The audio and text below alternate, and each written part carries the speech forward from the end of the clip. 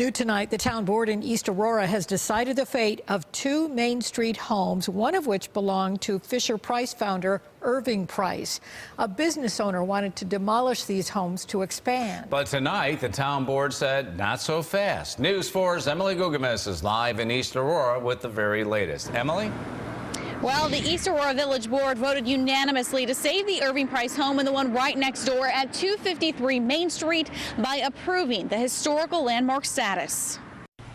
Trustee Biggs? Yes. The East Aurora Village Board backs the Historic Preservation Commission's decision to give landmark status to 253 and 259 Main Street, the latter being the former home of Irving Price, founder of Fisher Price Toys. Our historic resources here in East Aurora are core to our identity. Gene Wachala, the owner of Pasquale's restaurant across the street, bought the homes with the sole intention of knocking them down to provide more parking for his patrons.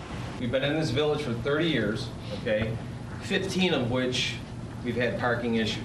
He says the homes are gutted and have extensive damage, which would be very costly to repair, something he wasn't prepared to do when purchasing the homes.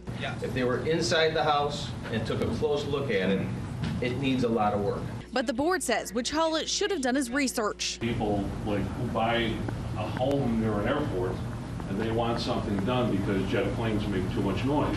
The same thing is here. I would hope that no matter what you buy, a business, a residence, what have you, that you do your homework. You know what the rules are. The board's main concern is that if the buildings were torn down, it would have altered the look of Main Street.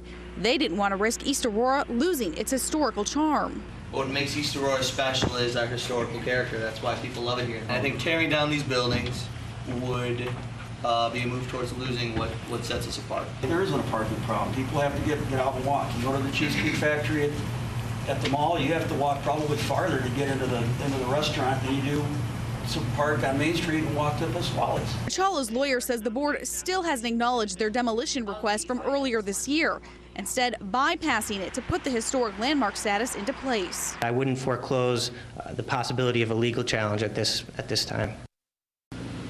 So now Pasquale's owner will have to figure out how to incorporate these homes into his plans for the property. The Historic Preservation Committee is willing to work with him on ideas. Reporting live, Emily Gugames, News 4 at 11.